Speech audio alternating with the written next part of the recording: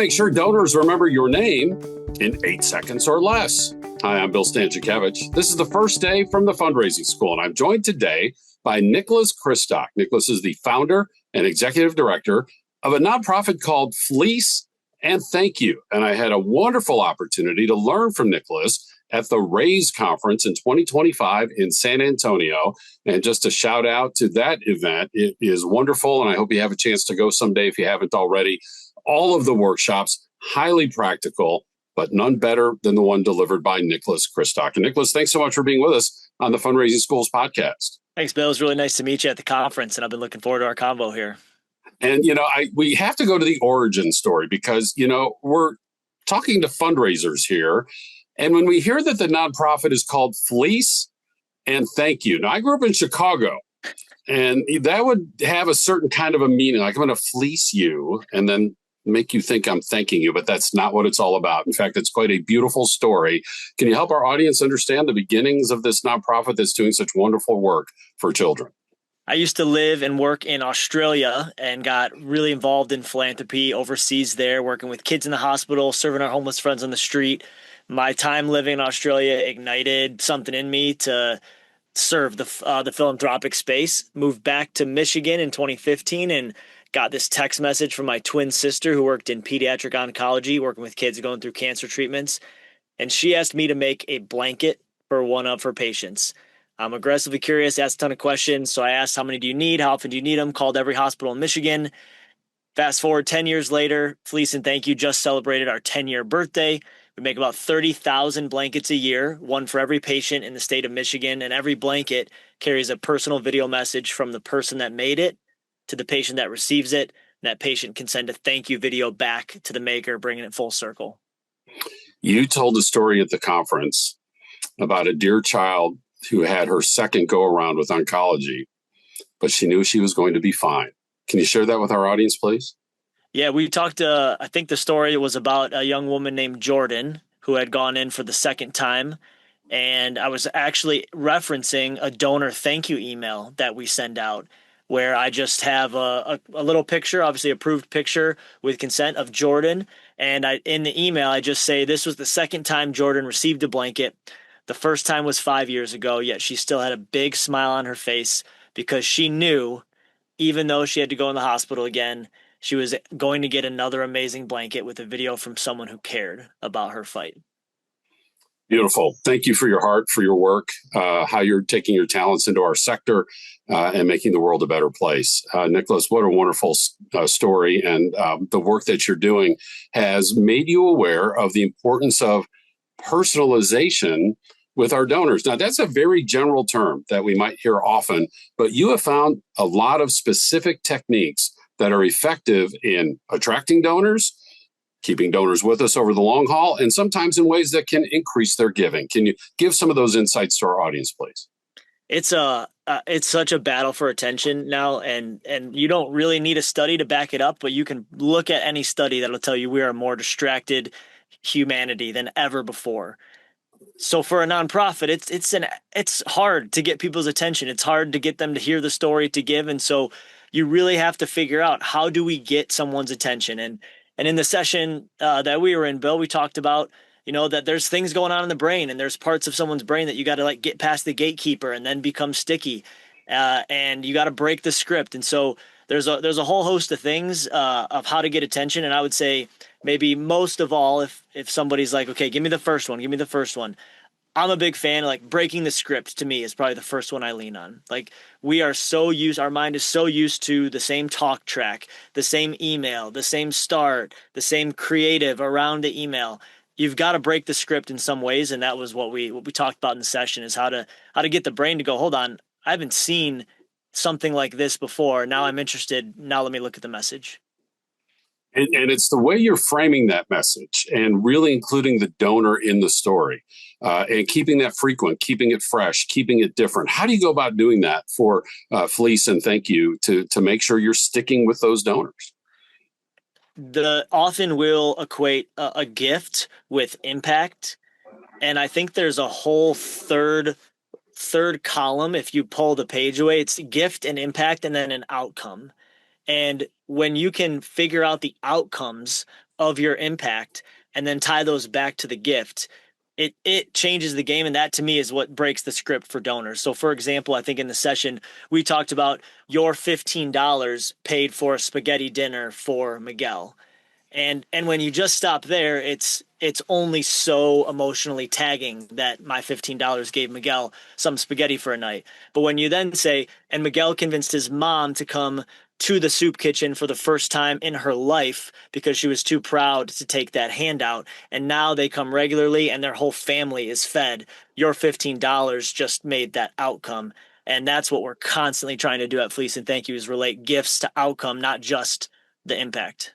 You also told a story related to literacy and a child who learned how to read. Can you share that example as well? Because the message went far beyond, we bought this many books for this many children. It was a deeper level and more personal.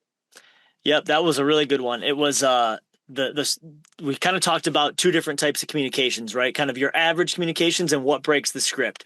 And your average communications might sound something like this. Dear Sarah, thanks for your $100 donation to our literacy program. Your support helps us serve children in need. This year, we've provided 2,847 books to students. Thank you again for your generosity. Pretty average. We would read that and we say, I've probably written something. I've probably sent something like that before. But if you can tell a transformational story and put the donor into the scene, it can change the game, break the script, get their attention. And maybe it sounds something more like this. Sarah, I'm writing this from Maria's kitchen table, where she just read her first complete book, Charlotte's Web. The same book your $100 helped us buy 3 months ago. She kept stopping to sound out words like salutations and giggling, and her mom cried. I thought you should know that your $100 didn't just buy a book. It bought the moment Maria realized she could read anything. And now I'm going to remember Maria. I'm going to remember her crying mom. I'm going to think about a child who now can pass her state's fourth grade reading test, as just about every state has, and somebody whose life has changed forever because of my donation of $100. And, Nicholas, part of that too is, we talk at the fundraising school about every gift is important. Every donor is important. Every gift size is important.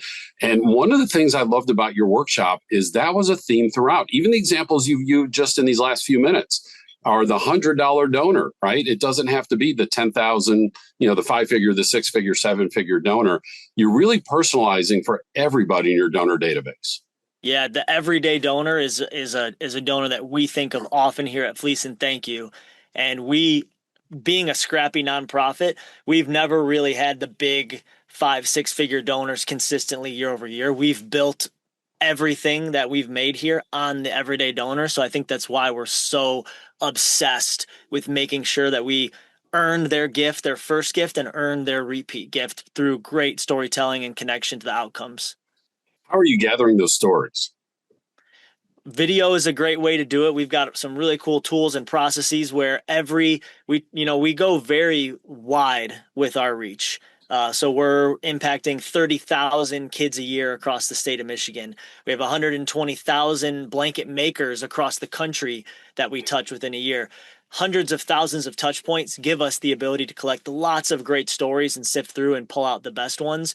And I think that thank you message on the blanket is one of the best ones. We're getting real-time stories from a patient in a hospital room who's thanking their donor, and we're able to then tell that story to others to help make more impact like it.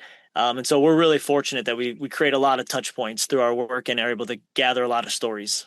I mentioned the practical nature of the RAISE conference, which really resonated with the fundraising school because we take great pride in that as well. Wherever possible, our content is research-based, evidence-based, but we want to give people practical application of that research. So that leads me to just some of these nuts and bolts questions. Like, is this gathering of the stories one person's full-time job? Is it all hands on deck? Are you engaging volunteers? Because when you talk about, collecting, videos from 120,000 blanket makers going to 30,000 recipients each year, that sounds to me like I would need an army of people to pull that off. How are you doing that? We've got a couple different pieces of technology that we use both to gather the user-generated video side of things, and then we're plugging that into some automations that exist. So a fair amount of this is scaled using technology. We're 4 full-time staff at Fleece Thank You, so small but mighty.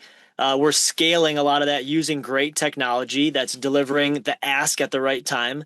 And I think that's probably the second phase that some people miss. It's like one thing to have the tech to do it, but you've really got to figure out the timing when you feel like you've earned the right to ask for those types of content and stories. I think often maybe you ask a little too early and falls on deaf ears and you're not able to get the right stories. So using great tech, great automations that fuel these, and we've really put a lot of thought into the timing of when we make any ask of a donor or volunteers, especially when we're going to ask for that story, and it, they show up when you ask at the right time.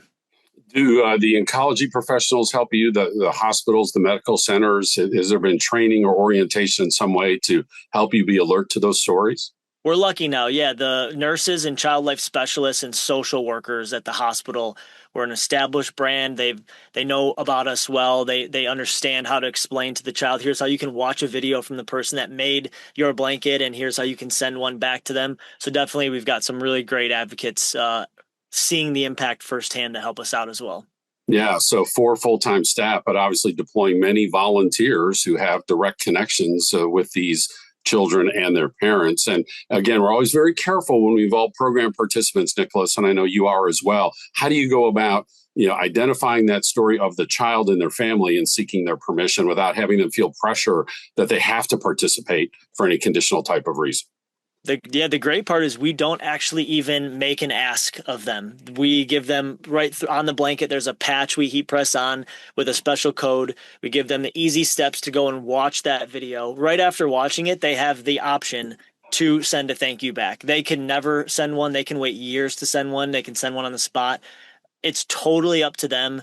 We have a consent form there that they can read, but we don't actually ever even make an ask of them. We just put it out on the table and offer it, and give them the ability, the line of sight to be able to respond. We have about 47% of our patients that send a response back, which is on 30,000 blankets a year, 15,000 amazing messages and stories, connections with families, donors connected right to the person that made their blanket. So yeah, actually we just make a good mechanism to make it easy and low pressure. And if somebody wants to, awesome. And if they don't, all good. It wasn't why we gave them the blanket. Gathering these stories, using staff, deploying volunteers, utilizing technology, putting the donor into the story. And the story is much deeper than just an overall outcome, but really telling the story of a person who's benefiting from this donation and enjoying life change are all part of this effort to connect with our donors, help them remember our names, and keep them in a long-term relationship with our nonprofit. Nicholas, as I recall too, you were talking about things like, the subject line and the way you use technology, maybe load up some messages that then get sent right away based on donations. Again, can you help us, our audience, understand the delivery mechanisms as you've been gathering these stories and information to get the info to the donors in a timely manner? Yeah, in the workshop, when we kind of looked at, we gave a couple examples of ways people break the script or get that attention. And some of those formulas included things like the centuries details, like we talked about, Charlotte's Web versus just saying books, the personal attribution, the transformative narrative, Miguel's mother now coming in, authentic voice being another really big one. People buy from people give to people, and people don't quit on people. And so all of your emails coming from a human with a headshot and a name, not just the organization at large. And then from a delivery method side, looking at, okay, you've got a variety of ways to reach someone. And the reality is you've earned the right in most cases probably to knock on a couple different doors to see if they'll let you into their home. Email, text, call, social media, direct messaging. You've got a couple different channels. And no one channel is necessarily always going to be better or worse. It's just about if you put the work in to knock on each of the doors, because they might be someone who lets you in the back door, or someone who's like always come in the front door. But if you don't knock, you won't know. And then once you learn, you always go in that door. So you try a variety of the channels. And when you learn that Bill really likes when we call, great. Well, then we've got the stories loaded up in the process, and Bill gets the call, but Nick gets the text and Alyssa gets the email. And then you're talking to Bill the way he wants to be talked to. That is just absolutely extraordinary. Not just email, but also text, phone, hard copy letter, sending letters Sure. out, That's on Nicholas. the Yep. list as well. Yep. Yeah, all these different ways that are so effective.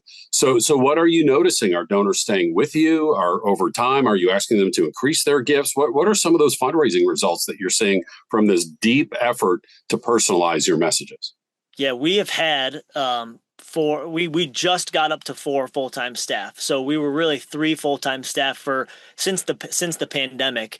Since the pandemic, we went into 2020 with around $400,000 in annual revenue, and now we're up to 1.5 million. And we haven't increased bodies to do that. It's been tech, storytelling, good strategy, good timing, good preparation, and then letting the system and the stories do some work for us. And I think when it comes to results, that to me probably speaks the most volumes. We haven't added significant number of bodies, but we've more than doubled annual revenue for the organization in the last 4 or 5 years. And people are showing up because I think we're talking to them the right way, breaking the script, telling stories that are meaningful.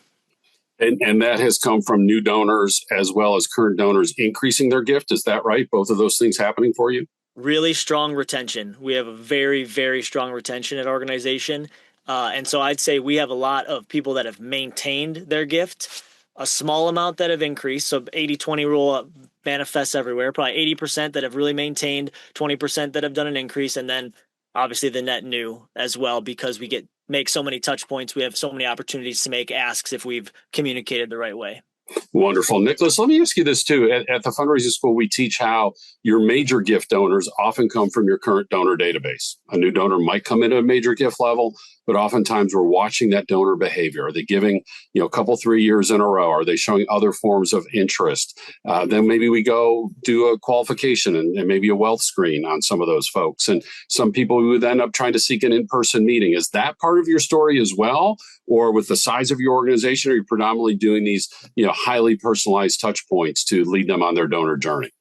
We just recently got into the major gift side of things where we are going more to meet with people in person.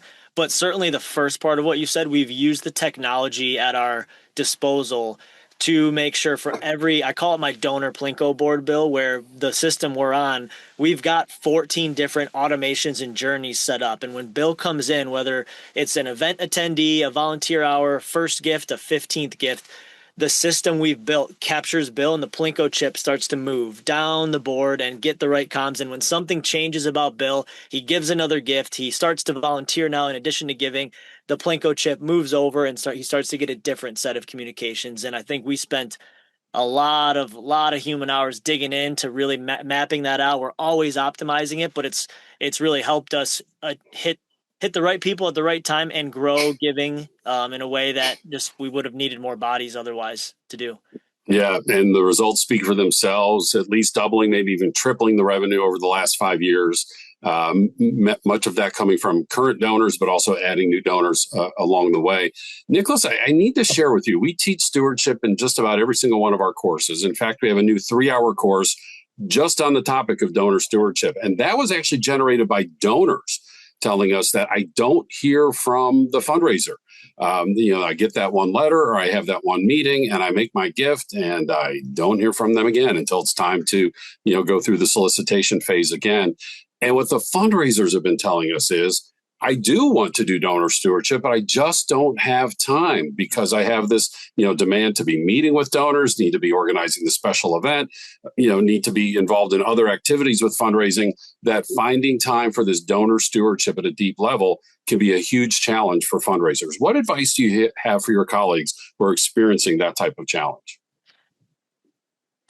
It's a tough question, Bill. I get it for sure. I mean, we are all strapped for time. I just think you make time for the things you make time for, and I think some of the stewardship elements, the donors, it's not a huge time investment. So maybe the answer is maybe we're overthinking a little bit what some of this needs to be. For us at Fleece and Thank You, you asked about are there full-time staff collecting these stories? We don't sit around for 40 hours a week analyzing all these stories. We get a good one, we share it with the team, and that's top of mind for everyone during the week. To be sharing that, and we're just making sure we go that extra mile.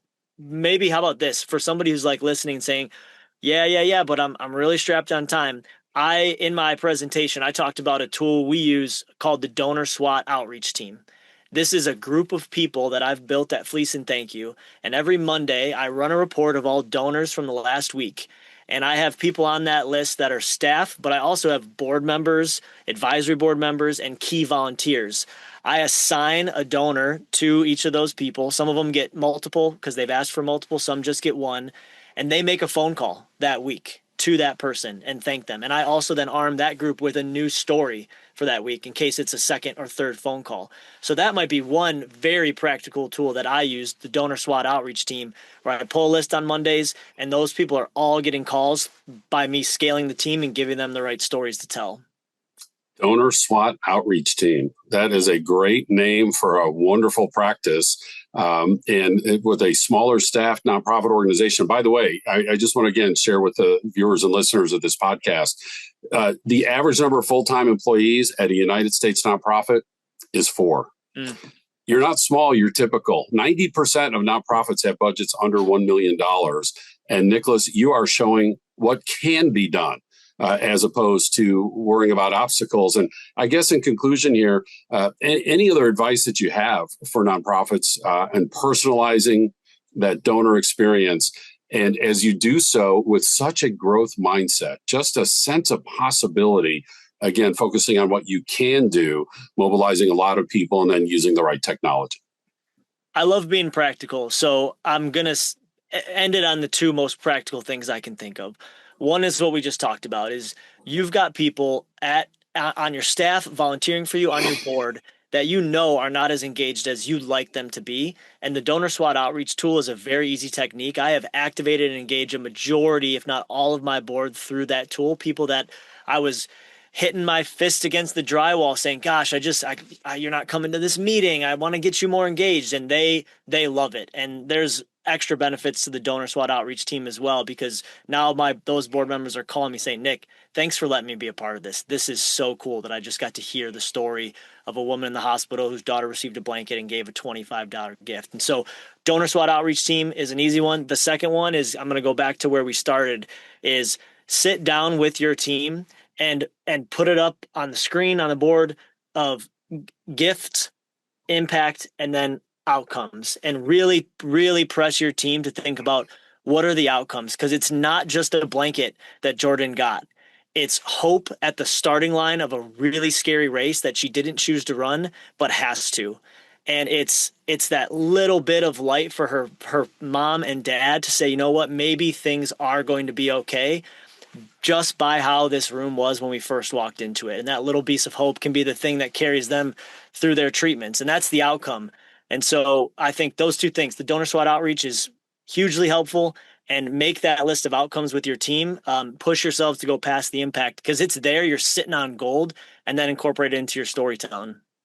Nicholas Kristock is the founder and executive director of Fleece Thank You. And Nicholas, thank you not just for informing us, but for inspiring us on what we can do, regardless of the size of our nonprofit organization, to personalize the donor experience, keep them part of our family, keep them as donors, and sometimes even seeing those gifts increase over time. Thanks so much for being with us on the Fundraising Schools podcast. Thanks, Bill. This was awesome. And at the Fundraising School, we teach a 14-step fundraising process. Making the ask is step 13. Step 14 is donor stewardship. And the types of things Nicholas is teaching us here today fit right into that category. And it helps us remember that donor stewardship is part of fundraising. If you have that CEO, that board that say, we don't have time for donor stewardship, we need to go get the next gift. As Angela Altimore, one of our faculty members, likes to say, stewardship is the fundraising without making the ask, or just staying in touch with those donors over time. We teach that in 27 public courses, leading to 5 different certificates in person in 10 cities in the continental United States, and of course online in the US and anywhere around the world. Courses are recorded or live in a virtual format.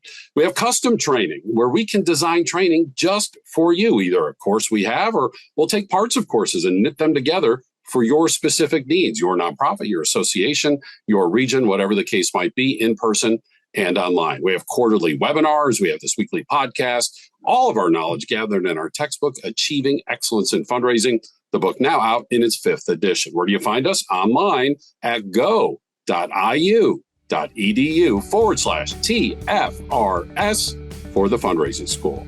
So grateful for our producers today, Angela Miller, who wonderfully serves as the Managing Director of the Fundraising School, and our Emmy Award winner, Mike Anthony. I'm Bill Stanczykiewicz. Now you are now more fully informed on this first day from the Fundraising School.